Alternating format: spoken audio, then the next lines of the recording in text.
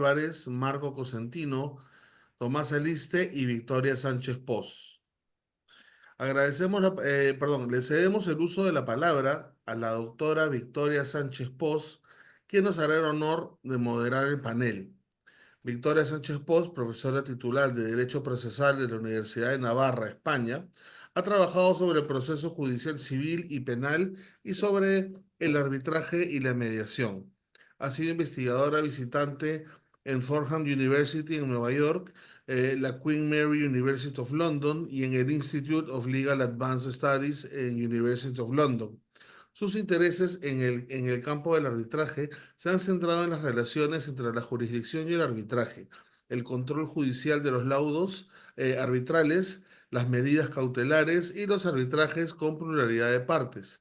Autora y coautora de 3 monografías y más de 40 artículos científicos y capítulos en obras colectivas sobre dichas materias, y ponente en congresos de ámbito nacional e internacional.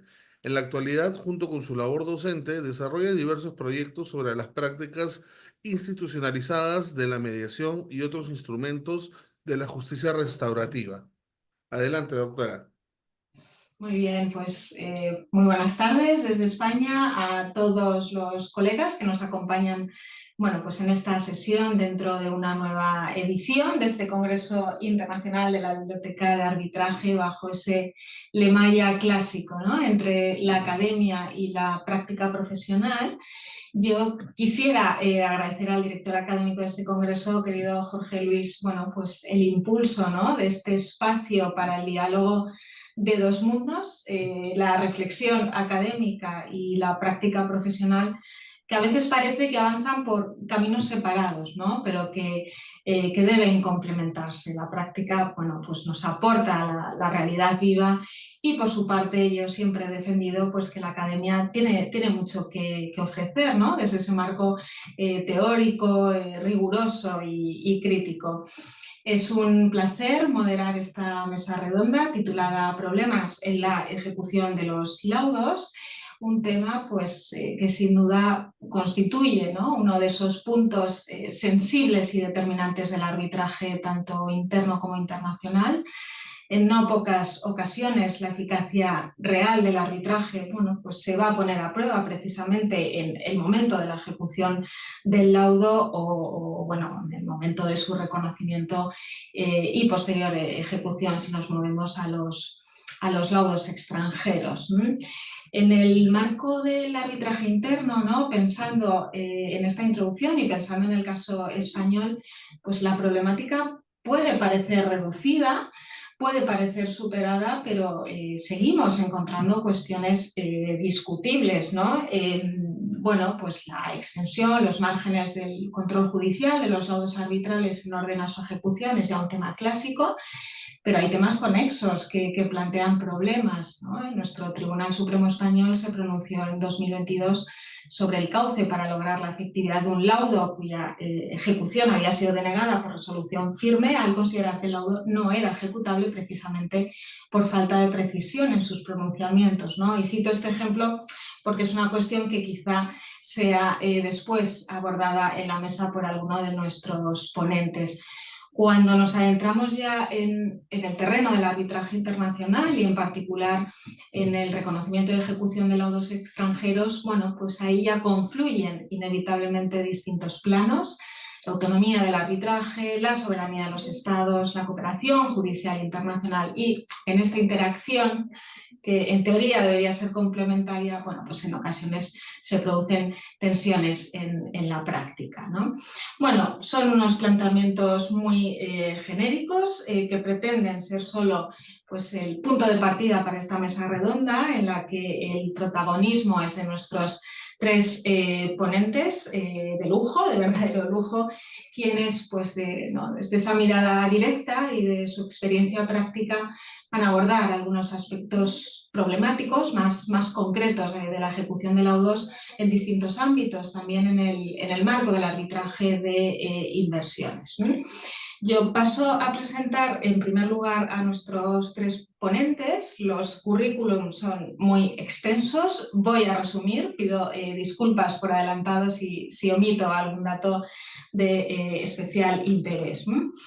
En primer lugar, y siguiendo el orden fijado en el programa, intervendrá Borja Álvarez.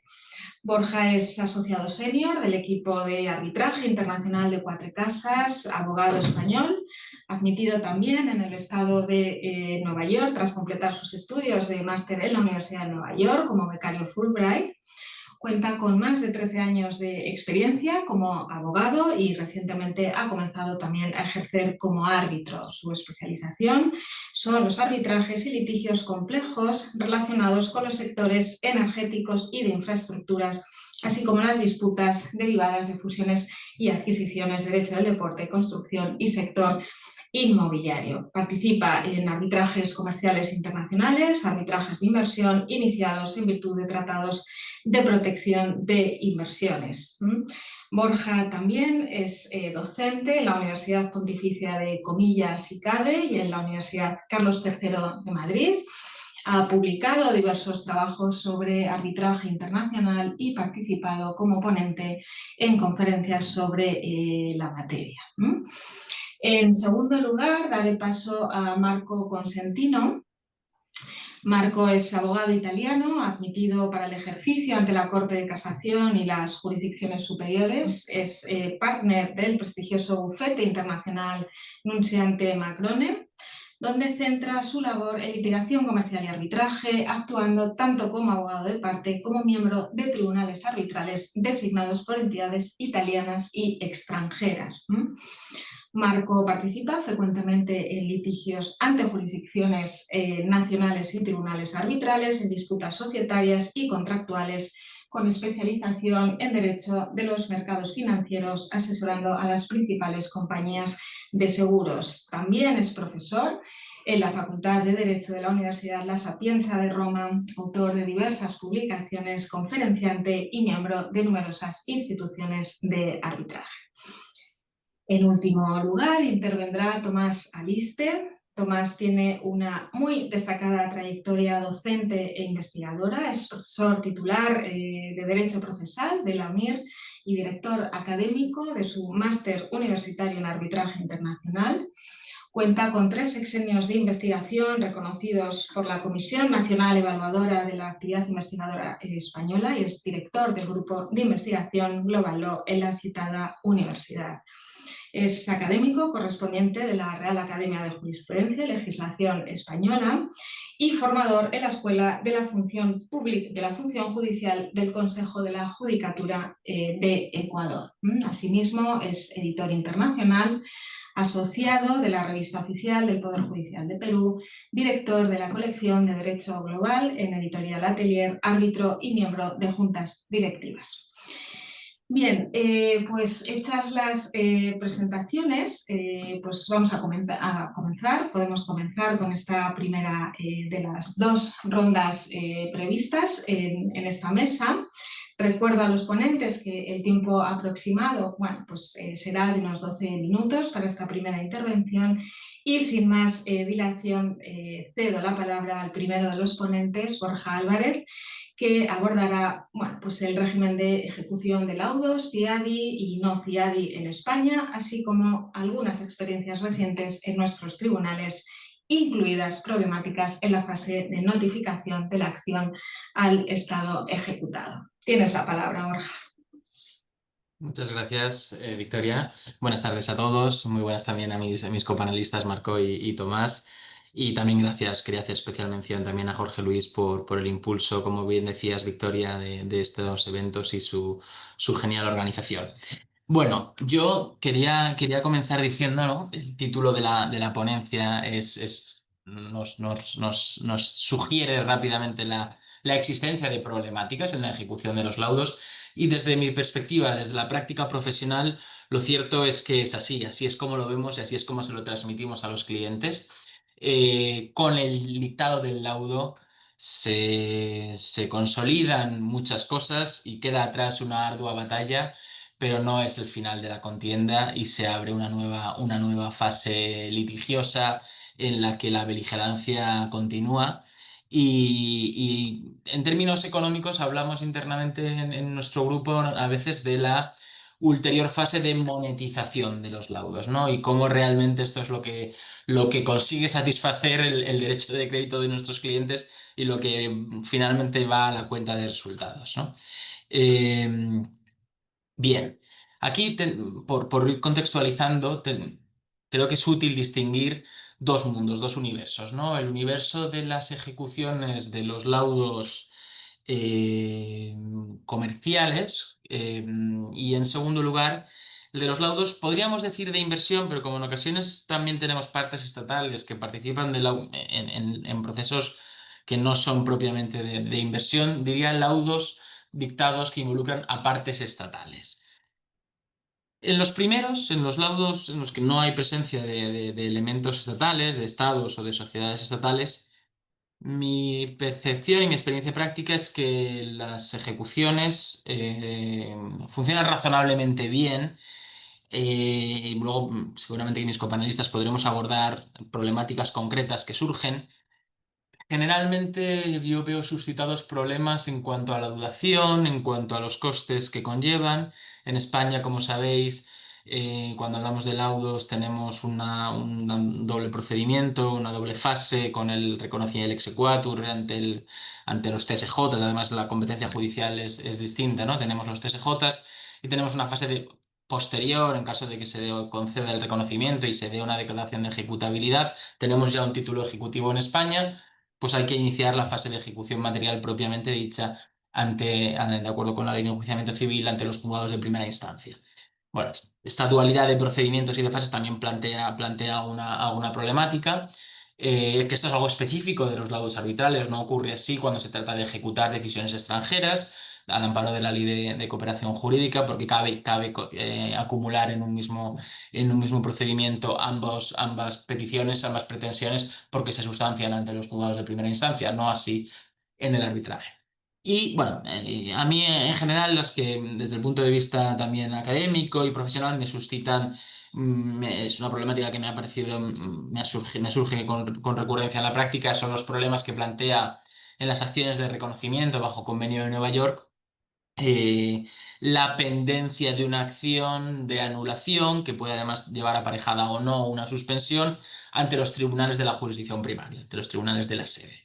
Cuando ese laudo que está siendo objeto de una anulación en la jurisdicción primaria, entre los tribunales de la sede, se pretende reconocer en España, bajo el artículo 5.1e de la Convención de Nueva York, como sabemos, puede ser motivo de denegación de reconocimiento, se plantean determinadas problemáticas. Bueno, sobre esto podremos volver, si no, en el segundo turno, o quizás abordado también por mis compañeros.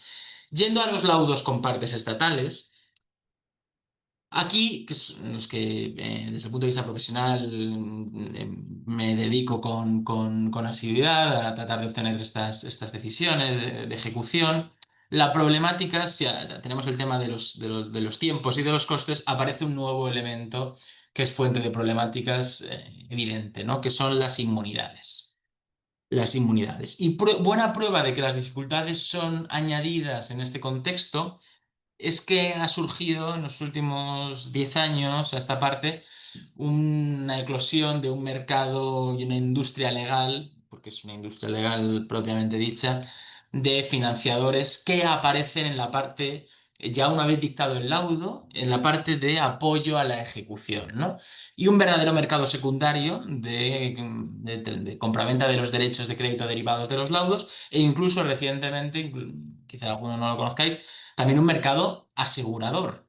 Es decir, compañías de seguros que aseguran que una vez dictado el laudo se pueda ejecutar y satisfacer el crédito en una determinada jurisdicción, evidentemente con primas cuantiosas, en donde el siniestro, la contingencia que se asegura es que no se pueda llegar a ejecutar el laudo, ¿no? Entonces esto nos hace partícipes, ¿no?, de la existencia de estos notables riesgos. Y aquí, en materia de inmunidades, creo que en la jurisdicción española tenemos una regulación sólida, una regulación en nuestra Ley Orgánica 16/2015 inspirada en la Convención de Naciones Unidas del año 2004, que es, como sabemos, no es derecho positivo, no ha entrado en vigor por falta de las ratificaciones, pero que nuestros tribunales la vienen considerando norma consuetudinaria porque, y de aplicación general, y así la vienen tratando. Y de algún modo podemos sacar pecho, porque la regulación, me referiré posteriormente, en cuanto a la inmunidad de jurisdicción y la inmunidad de ejecución, está razonablemente clara, con sus posibles lagunas, que alguna hay, pero el marco contiene una regulación que considero satisfactoria. Quizá la asignatura pendiente es el traspase de esta norma, que no es muy frecuentemente invocada ante los tribunales de justicia, pues conseguir una mayor familiarización con ella por parte de los juzgados de primera instancia, por ejemplo, ¿no? Pero en este sentido, en España tenemos buenos ejemplos de ejecuciones de laudos con partes estatales, y si nos referimos a laudos CIADI, a laudos dictados al amparo de la Convención CIADI, que, como sabemos, en virtud del régimen de los artículos 53, 54 y 55 de la Convención, no están sujetos a la necesidad de exequatur, no están sujetos a la necesidad de reconocimiento previo, sino que deben ser tratados por parte de los tribunales nacionales de los estados parte de la Convención CIADI como si fueran una sentencia final dictada por uno de sus propios tribunales. Pues tenemos ejemplos en los que efectivamente se ha honrado esa obligación asumida por España, en virtud de la Convención CIADI, ejemplos de laudos dictados contra Chile y laudos dictados contra Argentina, fundamentalmente, eh, donde se ha confirmado la ausencia o la inaplicabilidad de la necesidad de obtener exequatur, no se han sujetado los mismos a exequatur, y se ha iniciado directamente la acción ante los juzgados de primera instancia, planteándose el despacho de ejecución y planteándose con posterioridad cuestiones sobre inmunidad de ejecución, no ya de jurisdicción. Que esto es muy relevante, ¿no? España, digo que son los juzgados de primera instancia porque España ha designado como autoridad competente a estos efectos, bajo el artículo 54.2 de la Convención CIADI, los juzgados de primera instancia, siendo los juzgados de primera instancia de Madrid los que conocen de estos asuntos. Y, por tanto, lo que se plantean en estas cuestiones son cuestiones más bien de inmunidad, como decía, de inmunidad de ejecución, que, para hacer la explicación más sencilla, yo la forma que tengo de explicarlo a los alumnos y a los compañeros, a los asociados más jóvenes que trabajan conmigo en estos asuntos, es que en una noción de inmunidad relativa, como la que recoge nuestra ley de inmunidades, la propia del modelo de la Convención de Naciones Unidas, no la tenemos que predicar tanto del Estado y del Estado soberano en su conjunto, sino que tenemos que analizarla de forma relativa y limitada respecto a determinados bienes. Son determinados bienes del Estado los que ostentan o no esa inmunidad de ejecución. Y, como sabemos, bueno, nos da determinados criterios del artículo 20 de nuestra Ley Orgánica de Inmunidades, determinados activos frente a los que no se podrán adoptar medidas ejecutivas, trabar embargos, y otros activos, fundamentalmente los que se consideran afectos a actividades comerciales, en un sentido amplio, actividades iuri gestionis, no actividades iuri imperi, contra los que sí que cabe instar ejecución. También, como abogado de Nueva York, estoy familiarizado también con la denominada Foreign Sovereign Immunities Acts, que también plasma este criterio en la jurisdicción norteamericana, y también acoge esta distinción entre actos iuri imperi y actos iuri gestionis a los efectos de la inmunidad de ejecución.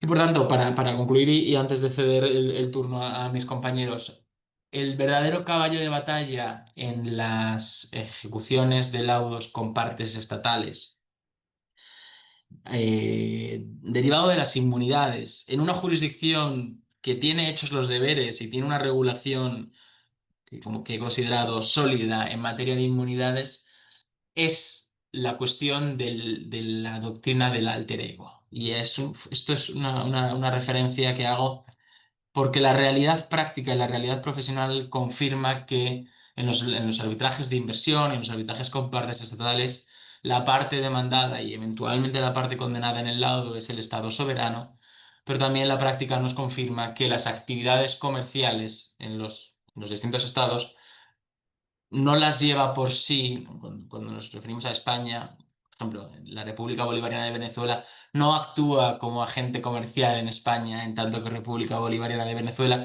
sino que lo hace a través de sociedades estatales.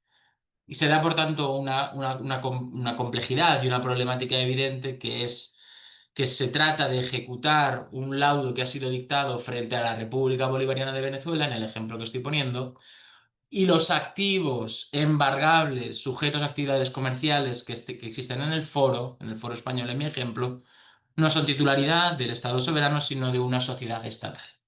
Y por tanto se plantean cuestiones relativas al eventual levantamiento del velo, o concepto que en la jurisprudencia norteamericana, que sí ha tratado específicamente esta cuestión, se aborda desde la perspectiva de la doctrina del alter ego. Es decir, aquí en el foro el Estado actúa con un otro yo, con un doppelganger, que es esta sociedad estatal. ¿Y cuáles son los requisitos para poder realizar el laudo frente a esa sociedad estatal, y que no es la condenada en el título ejecutivo? ¿Qué grado de control e influencia debe tener el Estado sobre esa sociedad para que se permita esa acción? Esta es una cuestión que a mí es la que verdaderamente me quita el sueño, porque en las acciones de ejecución ante entidades estatales, porque no ha sido específicamente abordada en la jurisprudencia española hasta donde conozco, y es un aspecto que rastreo con frecuencia.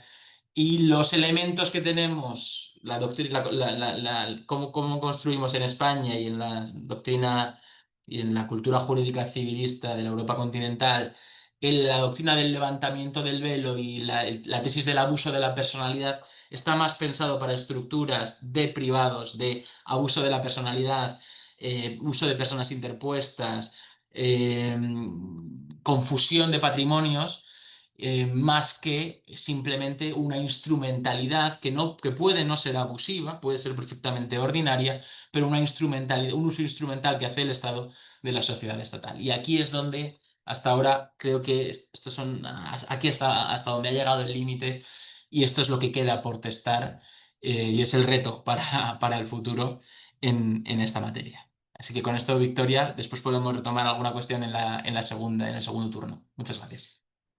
Muchísimas gracias, Borja. Además, te has ajustado al tiempo, vamos, casi exacto ha sido. Pues muchas gracias por esta introducción a esa ejecución en el ámbito de estos arbitrajes, esas diferencias laudo ciadi y no ciadi.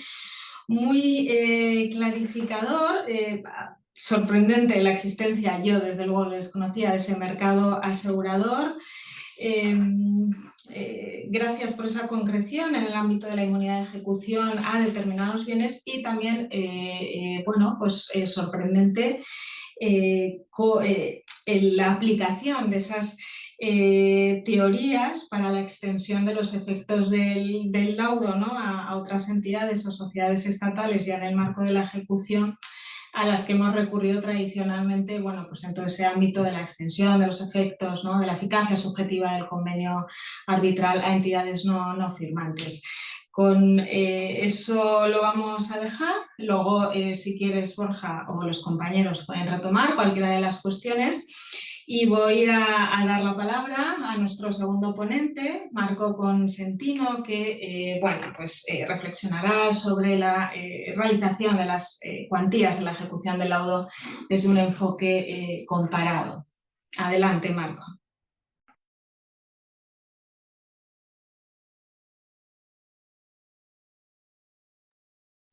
No sé si está Marcos. Estás Si muteado, Marco. Disculpáis, ¿ahora me oyes? Ahora, adelante, Vale. Marco. Encantada de Estaba hablando saludarte. entre mí mismo.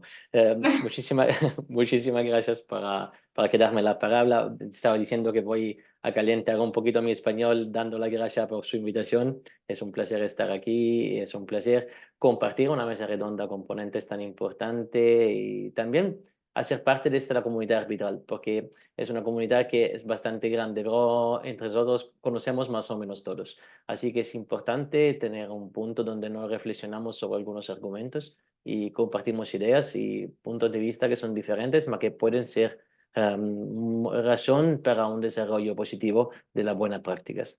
Y comparto con Victoria un pasaje por Fordham, porque sí, también yo me gradué en Temple, a Filadelfia, pasé por unos cuantos meses también en Fordham, así que me da la gracia saber que hemos estudiado en el mismo sitio.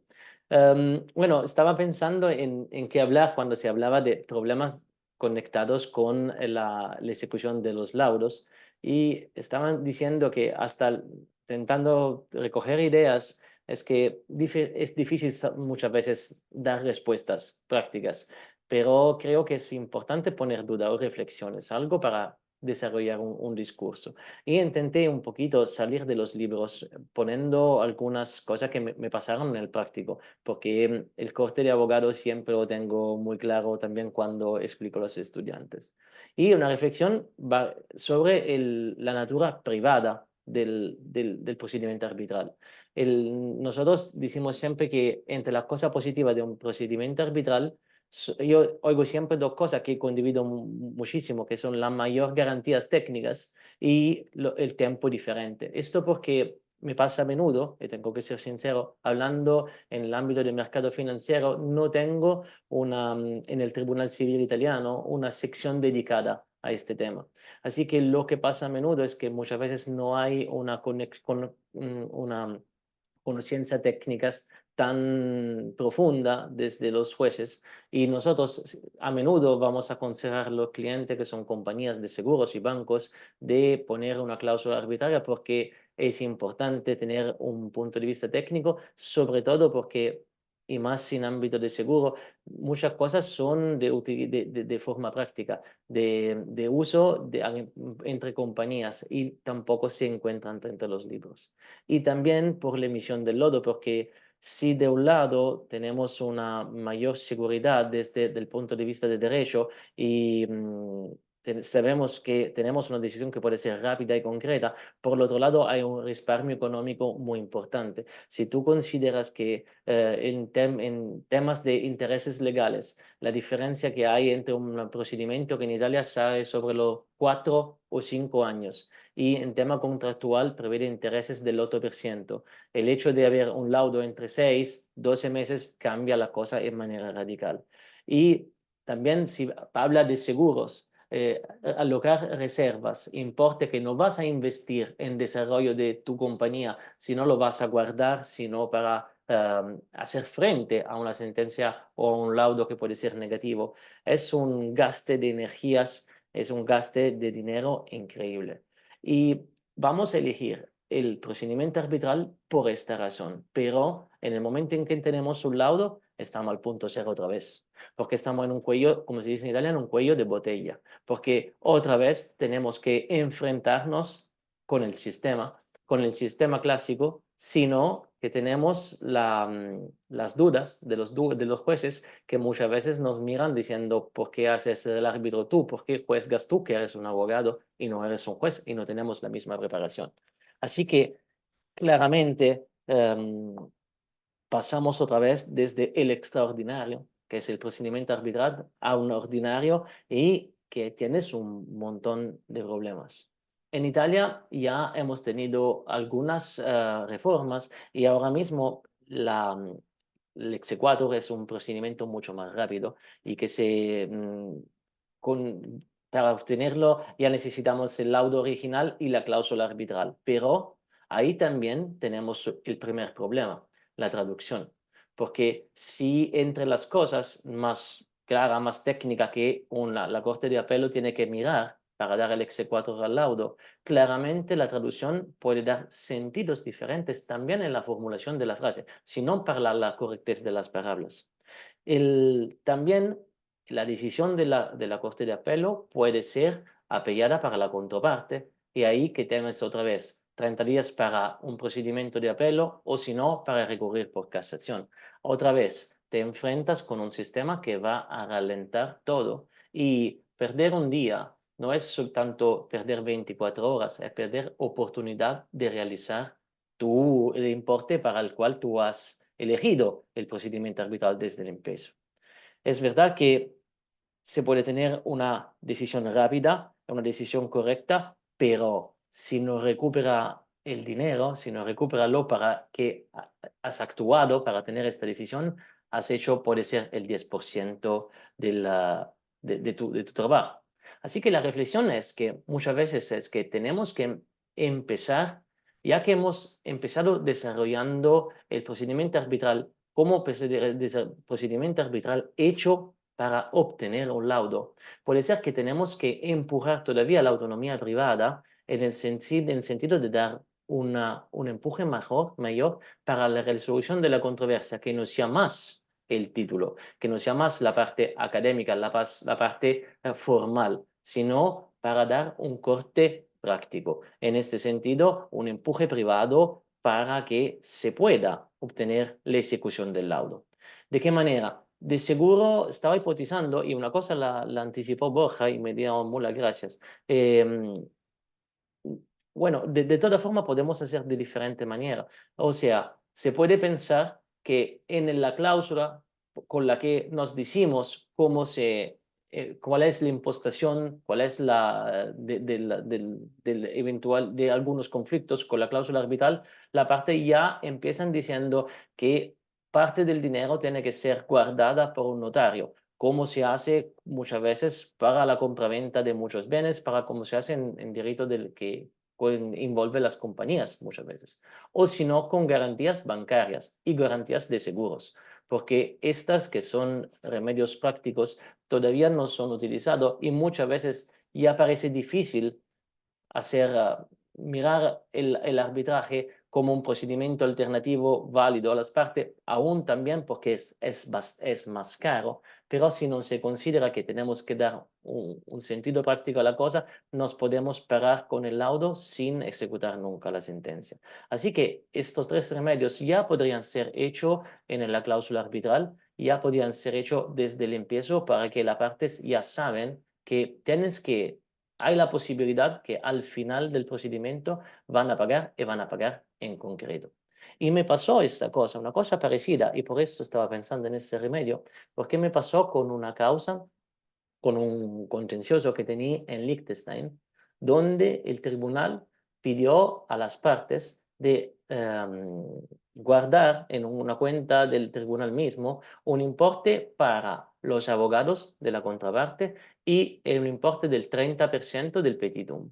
En este sentido, el hecho es que parte del importe tiene que ser guardado para que de toda forma no haya algunas otras pérdidas por la parte en contencioso, porque si ganas o si pierdes, de toda forma hay dinero para los abogados guardados, así que tú no tienes que pagar tus abogados si ganas y la contraparte no ejecuta el laudo. Y al mismo tiempo, puede ser útil saber que cualquier será tu acción al final del contencioso, seguramente parte del dinero está ya ahorrado para pagar. En ese sentido, creo que esto puede ser medidas que dan que subrayan una fuerza mayor y sería una segunda parte que todavía tiene que ser desarrollada del procedimiento arbitral, porque es dar autonomía privada también a la ejecución del laudo. Porque si no, ya nos enfrentamos con un sistema que es hecho por rectas paralelas, que nunca se encuentran.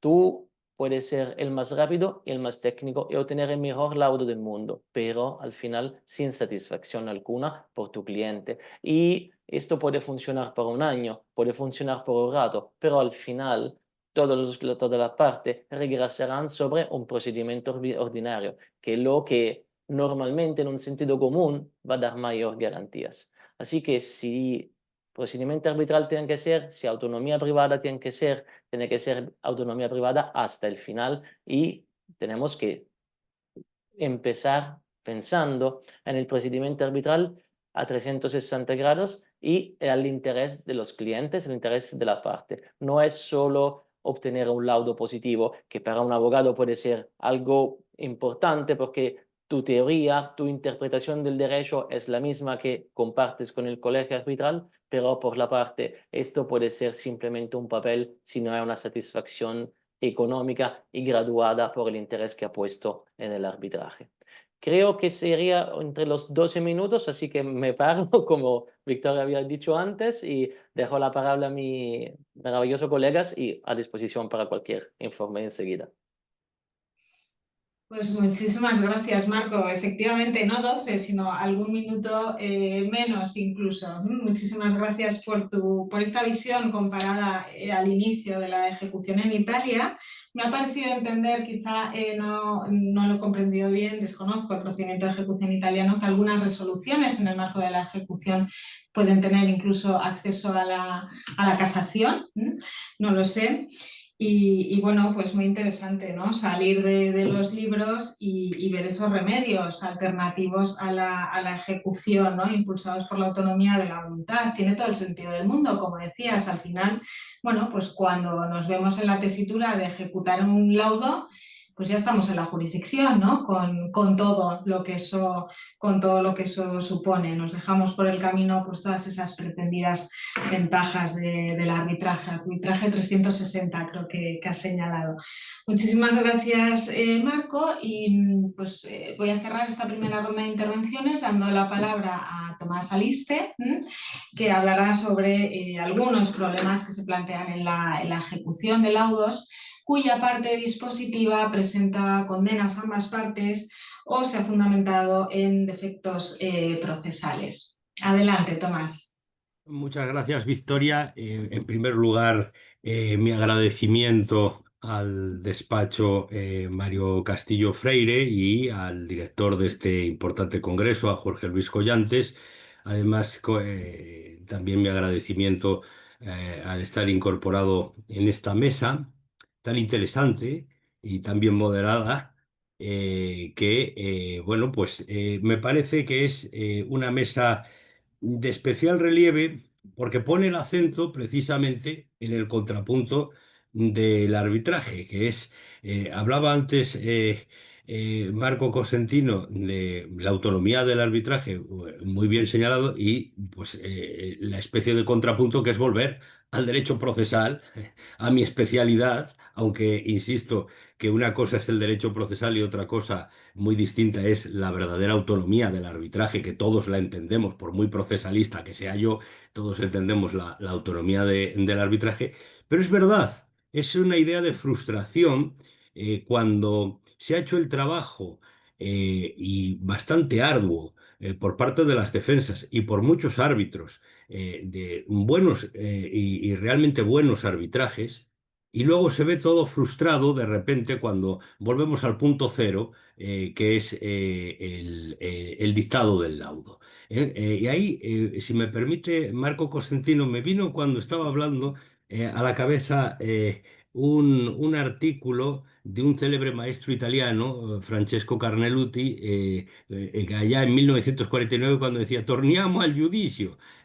Bueno, no, aquí ojalá que no volvamos al juicio. Aquí demos cauce natural a la autonomía privada, al arbitraje, porque tornar al juicio, volver a la idea de la sentencia o del juicio, quizás para nosotros es un retroceso, cuando lo que tratamos de dar cauce es a la eficacia de un laudo arbitral. Yo quería centrar en estos breves minutos unas pinceladas basándome fundamentalmente en el caso de la ejecución española y sospechando por las intervenciones fundamentalmente que he tenido ocasión de asesorar en el ámbito peruano, que esto que sucede en España de problemas de ejecución también sucede en otros países de nuestra tradición de civil law. En el common law quizás menos, pero en el civil law en países, y sobre todo en los países que tienen adaptada la ley modelo uncitral y que tienen ordenamientos procesales civiles de la misma familia, de tradición romanista o de civil law, acontece que la ejecución de resoluciones arbitrales, de laudos arbitrales, de carácter meramente declarativo, no de condena, siempre presenta grandes problemas de ejecución. ¿Y por qué estoy señalando esto? Bueno, pues porque, claro, Si vamos al 521, en el caso de la Ley de Enjuiciamiento Civil Española, sabemos perfectamente que no se van a despachar ejecuciones de las sentencias declarativas y constitutivas, solo la sentencia de condena. Esto ha sido la tónica también para los laudos arbitrales, hasta, como muy bien señalaste, Victoria, la presentación, hasta ya no son tan recientes, pero unas sentencias del Tribunal Supremo, la de 23 de mayo de 2019 y luego la posterior, muy hermanada con esta de 22 de abril de 2022, que deja una especie de vía para desatascar esta idea de que los laudos meramente declarativos, donde no hay, o donde se mantiene en una especie de oscuridad la idea de condena, pues pueden ser ejecutables. ¿Por qué? Porque hasta entonces los laudos meramente declarativos pues veían frustrada su posibilidad de ejecución, porque había una inadmisión directa de demandas de ejecución y la inejecutabilidad de dichos laudos, donde, bueno, se remitía, el tribunal decía, bueno, es que como ustedes no el árbitro no ha dejado clara la condena, esto nosotros no puede ejecutarse y vamos a ver si se puede hacer una especie de proceso declarativo ordinario correspondiente. ¿Qué pasaba? Esto encerraba una paradoja grandísima en el caso español, una paradoja ciertamente contradictoria. Se remite por parte de la justicia ordinaria al procedimiento declarativo, y la propia justicia ordinaria, cuando uno llegaba peregrinando con toda la penosidad de saber que uno venía de un procedimiento arbitral, y decías otra vez al punto cero, volvemos otra vez a la justicia ordinaria. Y la justicia ordinaria, hasta ese 2019, rechazaba, inadmitiendo demandas por el efecto de cosa juzgada, el efecto negativo de la cosa juzgada, diciendo, oiga, mire, es que nosotros no podemos entrar en un proceso declarativo de aquello que ya ha sido en el procedimiento arbitral enjuiciado o resuelto, mejor dicho, y por lo tanto es entrar en un proceso con idéntico objeto al ya fenecido en el procedimiento arbitral. Claro, se trató de dar solución parcial en la sentencia del Tribunal Supremo de 23 de mayo de 2019 y en la posterior de 22 de abril de 2022, señalando que con base a los pronunciamientos declarativos de los laudos se puede solicitar que se dicten pronunciamientos de condena para dar cumplimiento al mismo. Es decir, como algo hermanado, pero que no entraba en el núcleo duro del objeto del proceso, para desligar así y deslindarse de los efectos de la cosa juzgada.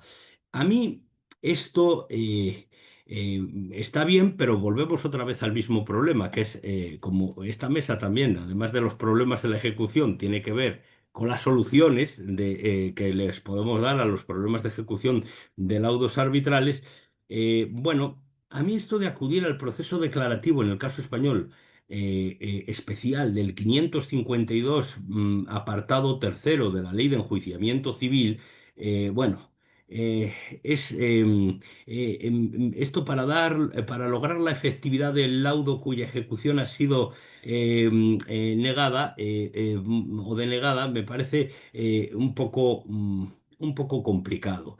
¿Por qué? Porque esto además que no solo permite este cauce para la denegación del despacho de ejecución, sino también cuando hay los problemas procesales del 559 1.3 de la Ley de Enjuiciamiento Civil, y bueno, con la famosa oposición del ejecutado, alegando causas procesales.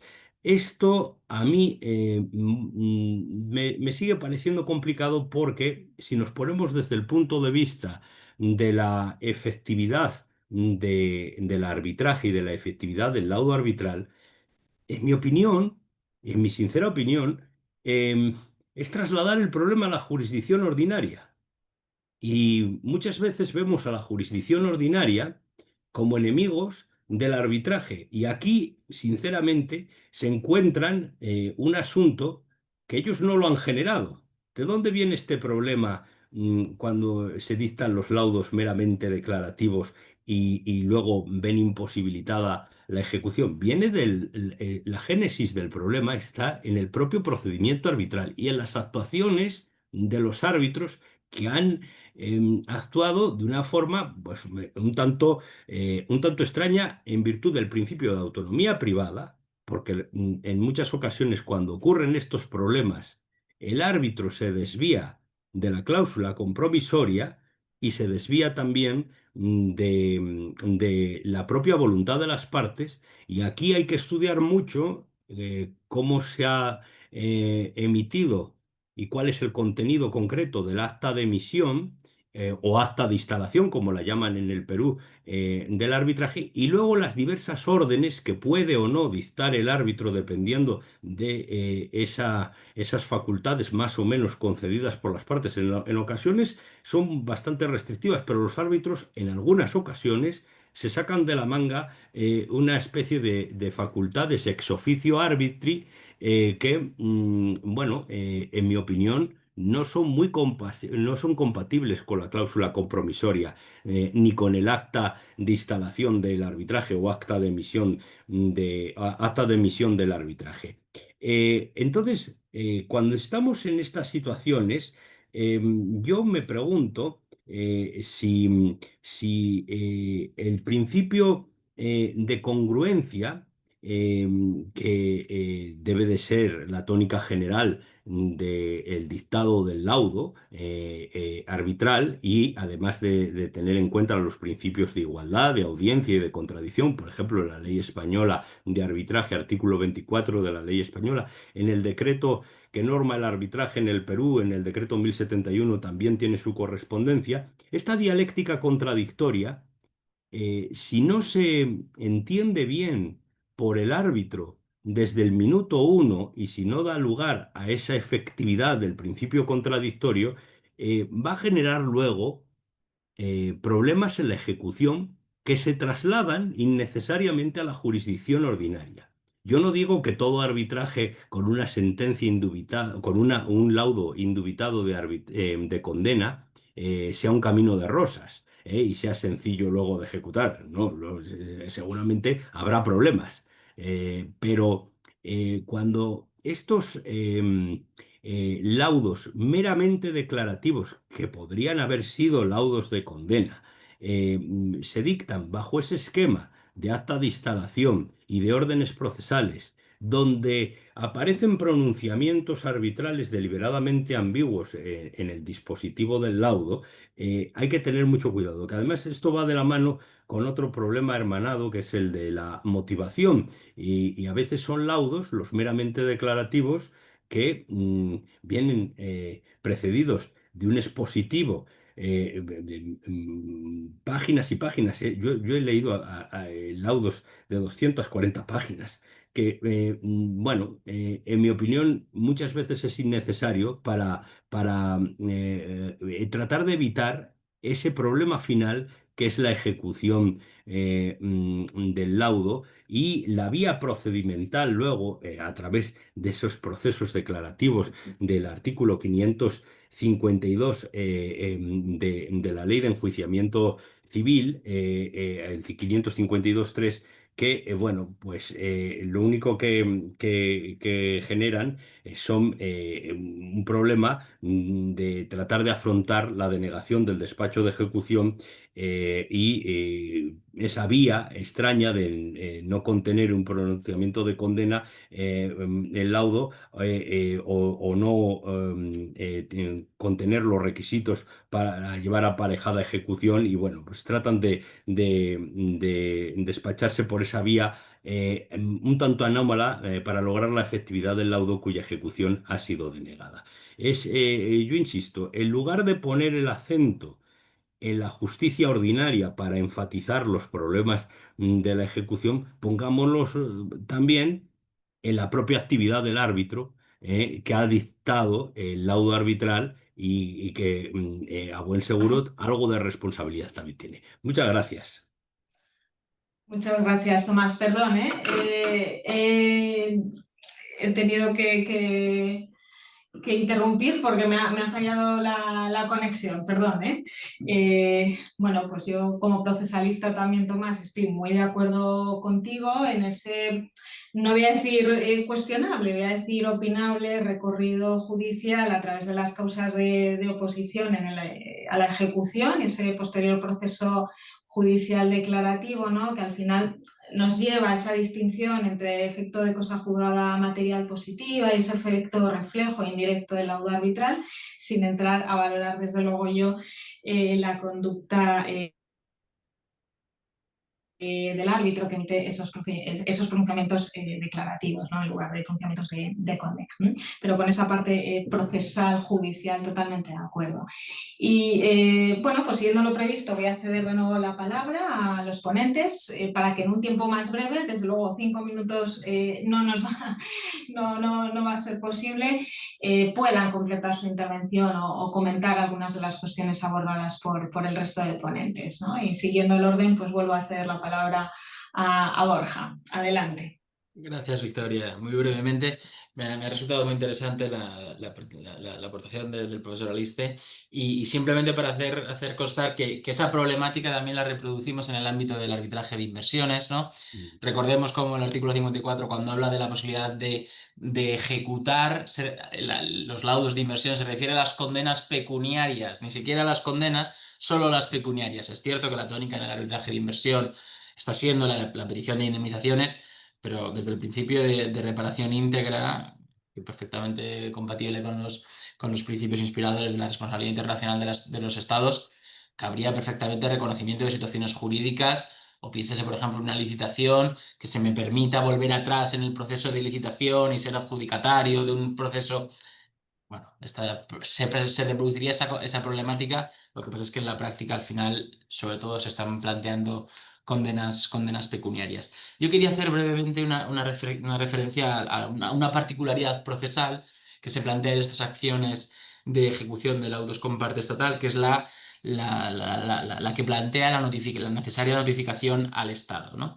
Y lo planteo aquí porque se ha suscitado en España una controversia en cuanto a la posible incompatibilidad de regímenes de notificación que plantearía la Ley de Cooperación Jurídica y la Ley de Orgánica de Inmunidades, ¿no? Y es difícil determinar cuál debería ser aquí la norma especial en la materia, porque ambas con carácter especial se refieren a la notificación.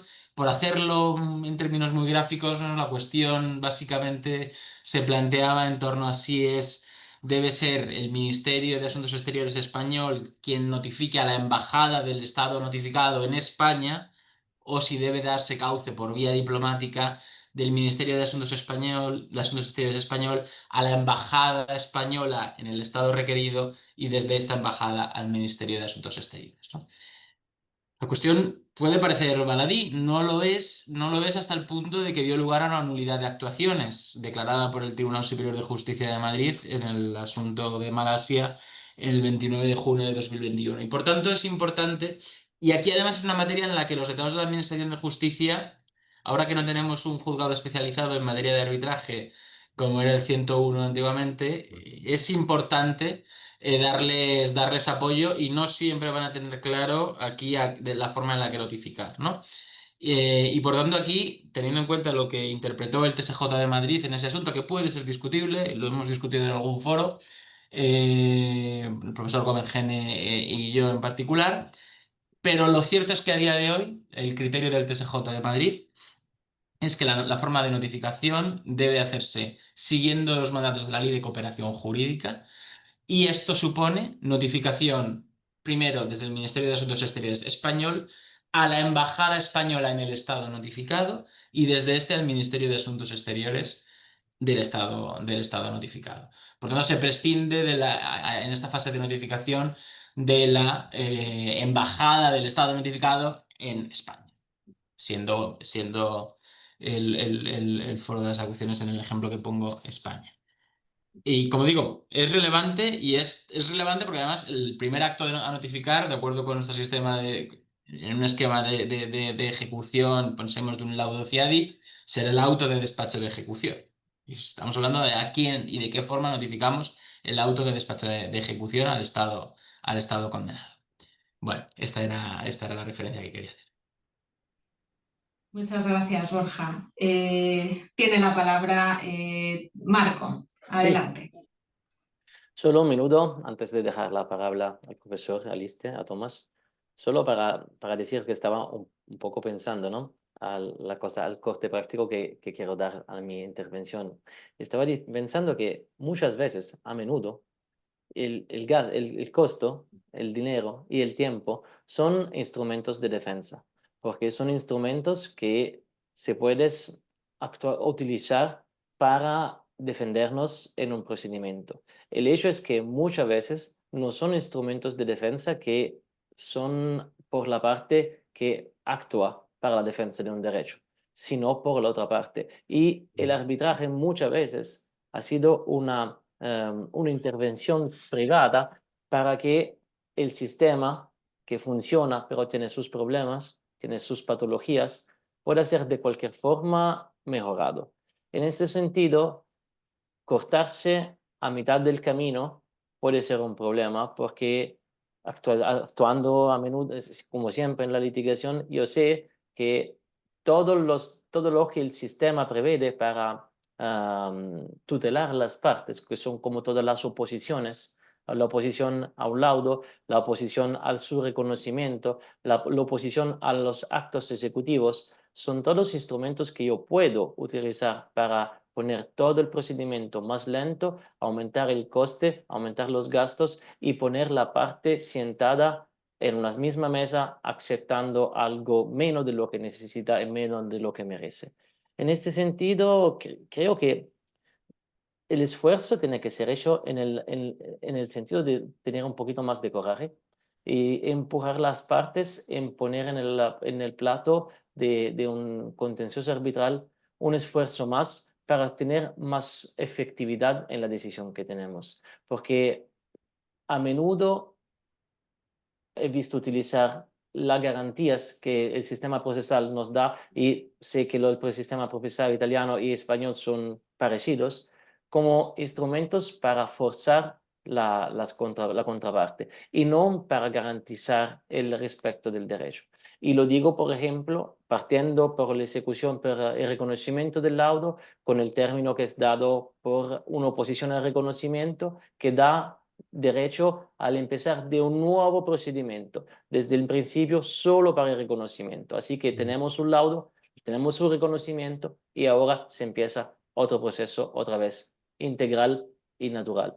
Así que vamos a batallar por otros 5 años y yo tengo un laudo que puede ser que alguien me vaya a parar para no hacerle ejecutar. Y ese es un problema. Y dejo la palabra en el sentido de 2 minutos, así que lo voy a tomar al profesor Alista. Muchas gracias. Bueno, pues yo, para ser breve, pues señalo algo similar en la misma línea que Borja Álvarez y Marco Cosentino, en el sentido de, aquí el problema es la autonomía privada. Si desconocemos la autonomía privada, si hemos acudido al arbitraje precisamente por esa autonomía privada y queremos ser respetuosos plenamente con la autonomía privada, volver al proceso, aunque a veces es inevitable en vía de ejecución, muchas veces demuestra una actitud escasamente respetuosa con el contenido de las actuaciones arbitrales y una especie de jugar con cartas escondidas por parte de aquel que quiere beneficiarse de las garantías del sistema, como señala el profesor Cosentino, para tratar de ganar a través de la ejecución, sembrando toda clase de oposiciones y de incidentes en vía de ejecución, aquello que no pudo ganar en el ámbito del procedimiento arbitral. Entonces, el tema es ser respetuoso y quizá el sistema establecer alguna cláusula de abusividad en el ejercicio de oposiciones que, bueno, o no debieron plantearse o no ser tan generoso el sistema procesal a la hora de abrirlas, cuando ya pudieron haberse planteado en sede arbitral, o si se plantean, también, ¿por qué no decirlo?, señalar la responsabilidad del propio árbitro que dicta la resolución arbitral. Y si vuelvo otra vez al tema de los laudos meramente declarativos, cuando deberían haber sido laudos con expresa recepción de una condena. En ese sentido de ser plenamente respetuosos con la autonomía arbitral, porque si no es utilizar un cauce indeseado por las partes como es el procesal. Muchas gracias. Pues muchísimas gracias. Se nos ha echado el tiempo encima, se nos ha hecho muy corta, se nos ha quedado muy corta esta mesa que debo concluir, agradeciendo al público que nos ha acompañado en esta hora y por supuesto a los ponentes por su disponibilidad y porque se han ajustado escrupulosamente al tiempo que se les había concedido. Os felicito muy sinceramente por vuestras intervenciones que bueno, pues nos han dado la oportunidad, ¿no?, de explorar esas distintas problemáticas que se plantean en la ejecución de laudos arbitrales desde muy distintas perspectivas y en ámbitos pues también muy diversos. Ha quedado claro además cómo algunos desafíos que en tiempos, ¿no?, nos parecían o nos planteábamos como algo puramente teórico, y estoy pensando en esas resoluciones del Tribunal Supremo sobre la eficacia de cosa juzgada, bueno, pues se han producido en la práctica, ¿no? Y gracias también al profesor Consentino, bueno, pues por aportarnos esa visión, esa experiencia comparada que, bueno, pues nos ofrece prácticas que siempre podremos explorar, ¿no? Desde luego el arbitraje es un sistema vivo, queda muy claro que hay que impulsar esa autonomía de la voluntad. Y yo con esto pues voy a concluir la mesa. Ha sido un verdadero placer y muchas gracias a todos. Muchísimas